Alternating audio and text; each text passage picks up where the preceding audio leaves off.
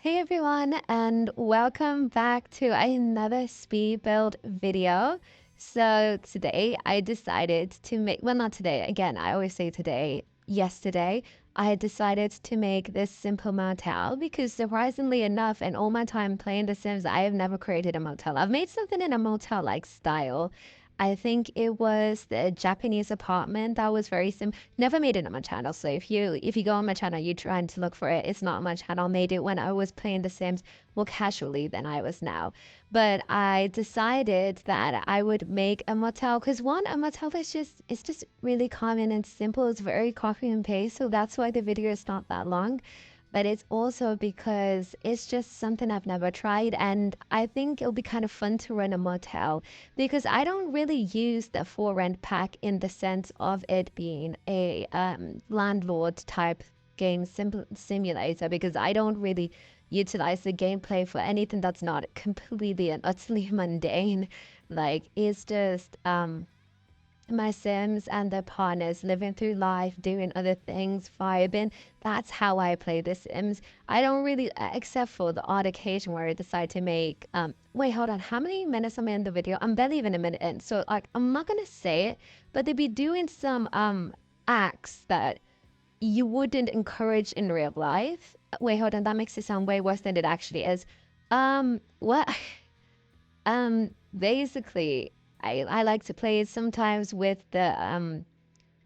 one of the sacrificial mods. Yeah, that's a good enough. And you can tell if you know the most popular ones are which one I probably use occasionally.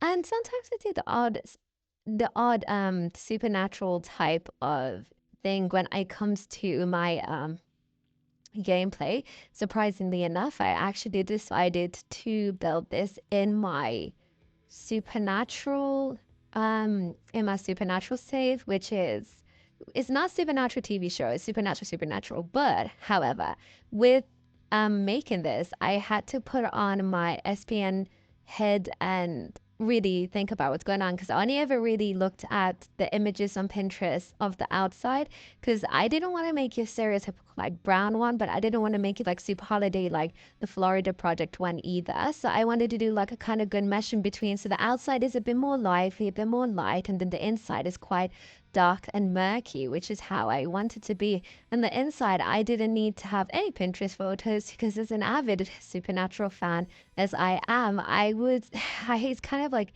stored in my head what a motel looks like.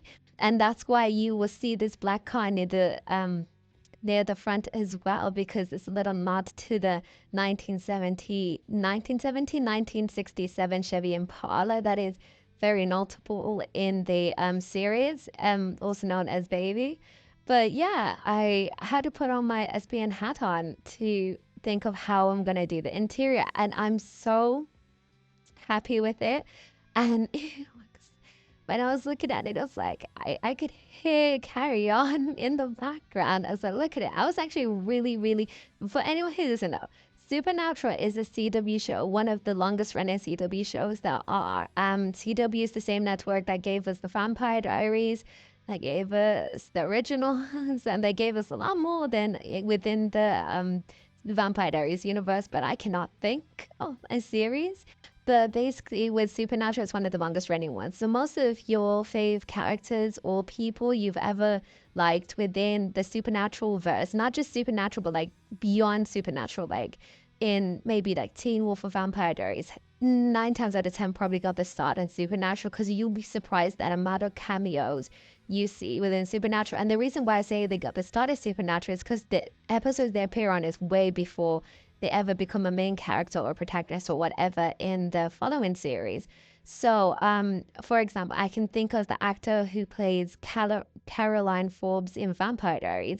She is within Supernatural. So is the actor who plays Hannah in PLL. She's also in Supernatural. But the more reoccurring ones that you may be surprised with, if you've ever watched, but this is, I promise you, this entire video is not just gonna be me just fangirling over Supernatural. But if you've ever watched The Sweet Life of Zack and Cody, the mother, I think her name is Karen. The mother Karen is in Supernatural. She's quite an avid character within it. She plays Jodie, who's a sheriff. Also, who else is in Supernatural? If you've ever watched The Society, which is one of my all-time favorite shows, it's such a good show, and I'm really bummed that Netflix canceled it. But if you've ever watched The Society, the person who plays Cassandra's sister, forgot her name, but she plays Cassandra's sister. Also, if you've ever watched that was this one horror film that was very campy, that was like Groundhog Day. She's also in that. She's also in so many other things, but that's all I can think of right now. But yeah, I think she's in a Marvel as well. Yeah, she's in it. Who else is in it? If you've ever you've watched Doctor Who again, another one of my favorite shows. In Doctor Who, there's this one time they go to America and the TARDIS just pops up in the Oval Office in the American president's office, and the American president has his like top secret service with him. That guy in there, Mark Shepard, also plays Crowley within the Supernatural. So they a lot of people get really, really like comfortable or big within Supernatural and then go beyond other things. But surprisingly enough, one of the characters within Supernatural that I saw recently in the film that predates Supernatural, because Supernatural began in 2005, was the actor DJ was in a film called Journey to the Center of the Earth or something like that. Like, for example, someone messed with the core of the Earth, so then they ended up having to go into the core of the Earth to restart it. And honestly, my opinions on the film. I am an avid sci-fi watcher. I love, love, love. I've said this multiple times before. I love sci-fi. So I don't know if it's because a lot of sci-fi films currently have based themselves off of films like that. Because what I've noticed is what, like, for example, one of my favorite films that is kind of sci-fi-esque is 28 Days Later. And when 28 Days Later, when I was watching it, as much as I loved it, I kept that. When I say loved it, I mean it's like my second favorite film of all time. But as much as I loved it, I kept thinking to myself, I see these tropes a lot in media that I've watched. So I keep wondering to myself that is it that it's very tropey and it's very generic, or is it the fact that it is such an old film that a lot of current day media has based off of it? So it's not that it's very genre based, but it's basically what built the genre. So with 28 Days Later, you can see a lot of elements within it that you will see in The Walking Dead, you will see in Teen Wolf, you'll see in a lot of supernatural based kind of medias. Even not even just like, do you know like how Disney sometimes have like supernatural or Halloween episodes and stuff like that? You can see it in 28 Days Later. So that's what it was like when watching The Journey to the Center of the Earth. It was like, I don't know if what I am watching is something that is the basis or something that further on became this as became the trope. So one of the clear tropes that I could see when watching the film was when I'm trying to think.